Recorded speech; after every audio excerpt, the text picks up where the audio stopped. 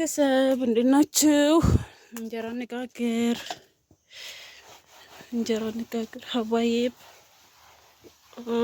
ጤሱ ተወጊ ጤሱ አልነግራችሁ ማለት ነው። ይጤሳል።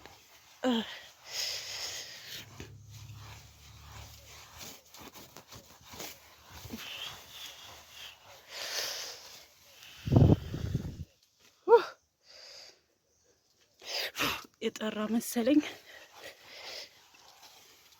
እና ስለሚጤስ ነው። ከታች እየነደደ ስለሆነ ነው።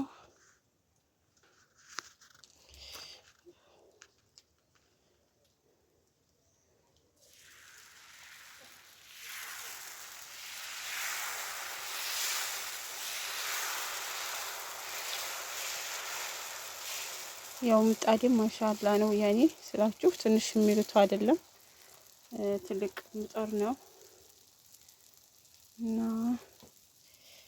ማሻአላ ነው። ሀላቅ ካሜራው ሳይዞር አይቀርም። ማሻአላ ተባረከላ እና ሰምቷል ይከደራል። ቤተሰብ እዚህ የጧት ቁርስ እየሰራሁ ነው ማለት ነው። የጧት ቁርስ ላዘጋጅ ዱቄት፣ ጨው፣ ቤኪንግ ፓውደር እና ስኳር አቅርብ ያለሁኝ እና እንደምታስ ጨው እየጨማመርኩ ነው ምናምን። ከዛም ደግሞ ቤኪንግ ፓውደር አንድ ጎደል ያለ ማንኪያ ጨመርኩኝ ማለት ነው።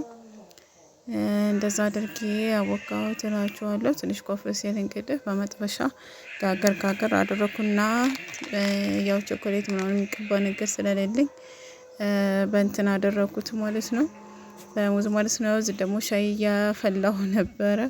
ሻይ እንግዳ ስለነበረብኝ ብዙ ነው ያፈላሁት። ከዛም እየጋገርኩ ነበር ማለት ነው። አይነ ብዙም ባይኖረውም ያው ገልብጮ ነው ይሄ የሚታያቸው ማለት ነው። በመጥበሻ ነው እየጋገርኩት ያለው ቁርስ።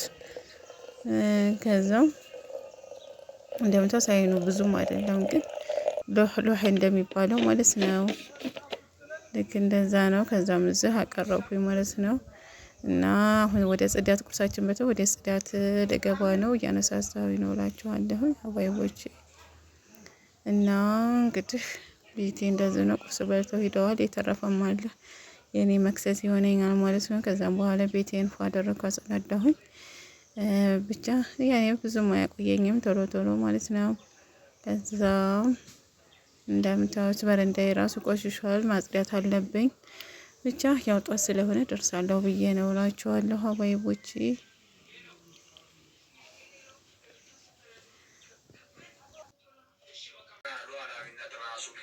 ቤተሰብ ቁርስ በልተን ጨርሰናል። ላነሳሳ ነው ቁርስ የበላንበት ምናምን። ከዛ ቤታችንን ፏፏፏ እናደርግና እንገናኛለን። ዛሬ አብረን እንቆያለን። ላይክ፣ ሼር፣ ሰብስክራይብ ማድረግ አብራችሁ ይሁኑ ማለት ነው ሀባይቦቼ። ቤቴን አጸዳዳና እንገናኛለን ኢንሻአላህ።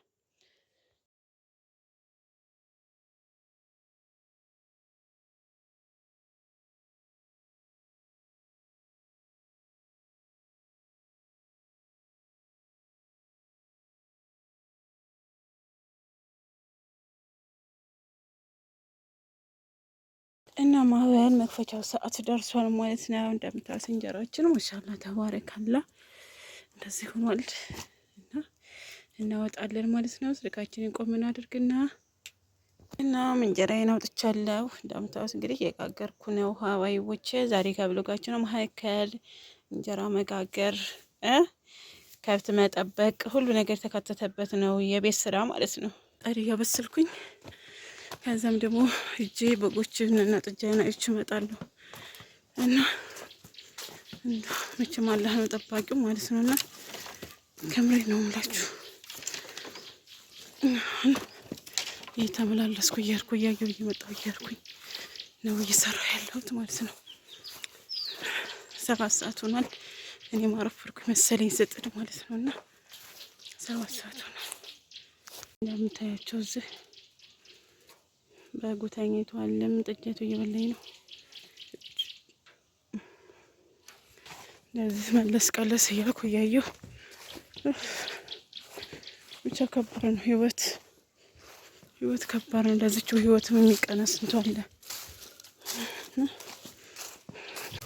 ሀገር ቤት ምናምን ሲባል ቁጭ ተብሎ የሚበላ የሚመስለው ሰው አለ። ድካሙ በዛው ልክ ነው ማለት ነውና አልነግራችሁም። በዛው ልክ ነው። አሁን ሰይድ የለም፣ ስለዚህ ገበያ ሄዷል።